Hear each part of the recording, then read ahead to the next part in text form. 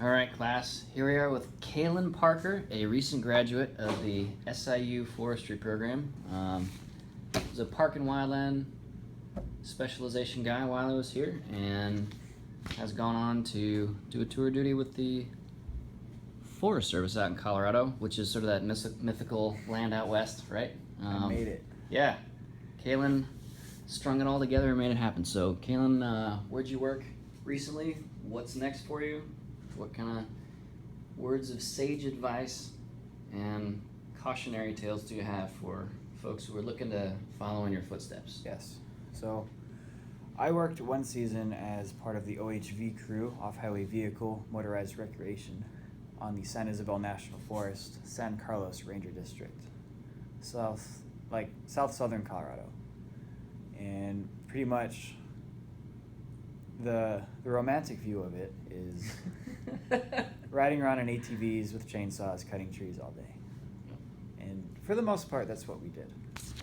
But due to a lack of workforce, manpower, we had to do recreation type work too, like rec techs. So you're working on a trail crew, but you ended up doing all kinds of other stuff, rec related, beyond just trail construction and maintenance. Yeah, so Okay. we were building fences, staining campgrounds, giving out surveys, making visitor contacts. We were patrolling on holidays, making signs, installing those signs, fixing signs. So just a big amalgamation of whatever the forest needs recreation-wise that was funded through rec. Okay, so you were saying a little bit earlier that the crew was a little bit smaller than planned. There was one guy who was hired but just kind of never showed up? Yeah, he bailed last minute, it ended up actually being good for us as a crew, because we ended up staying about a month and a half longer.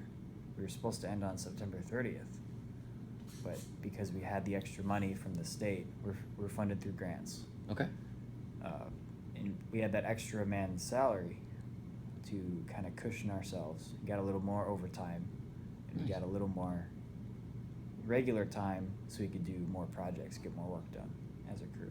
Okay, so his flaking out actually turned out to give you a lot more variety and some extra cash in your pocket, but it meant doing a lot of stuff outside of the original job description.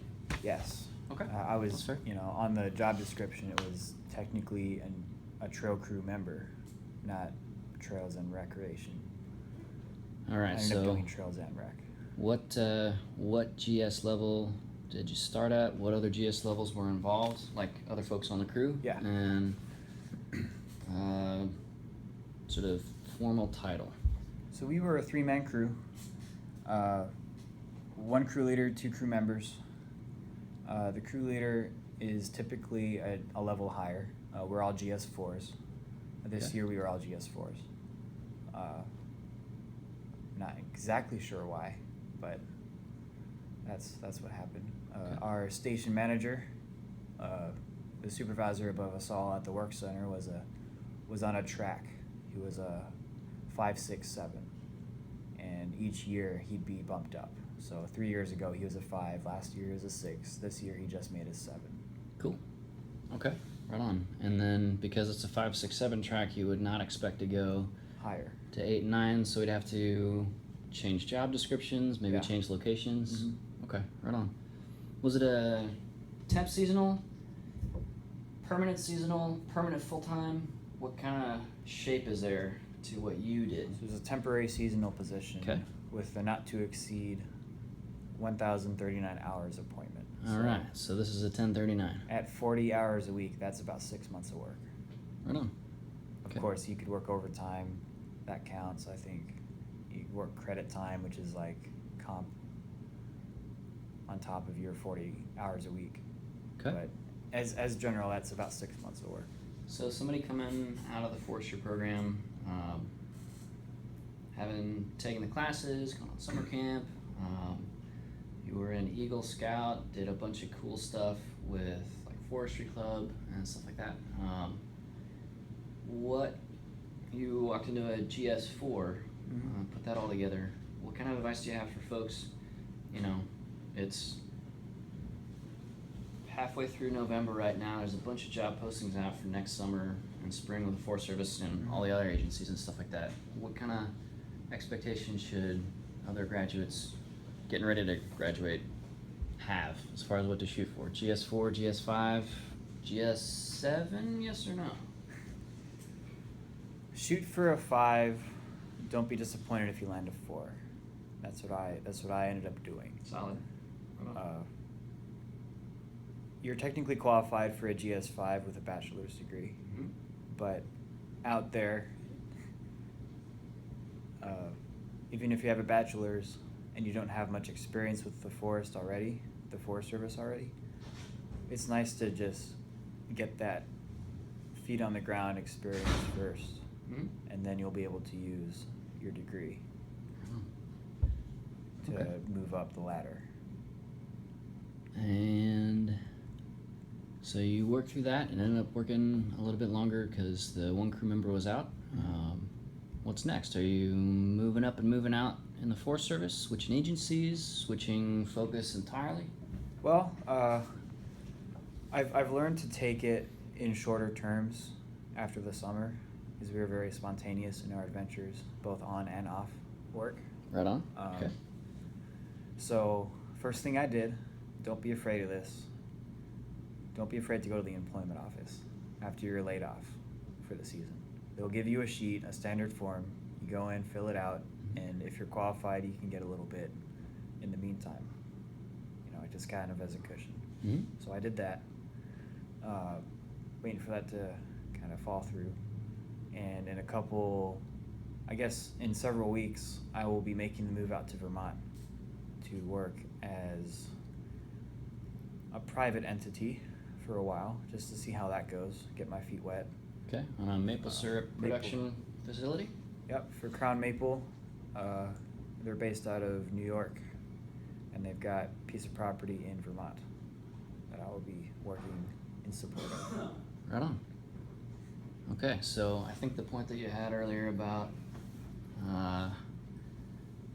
any substantial differences between what it's like to be a forestry student versus a forestry professional at the Forest Service. So the stuff we talk about in class, the sort of work environment, so to speak, of being a student, pretty much the same, pretty different, another planet.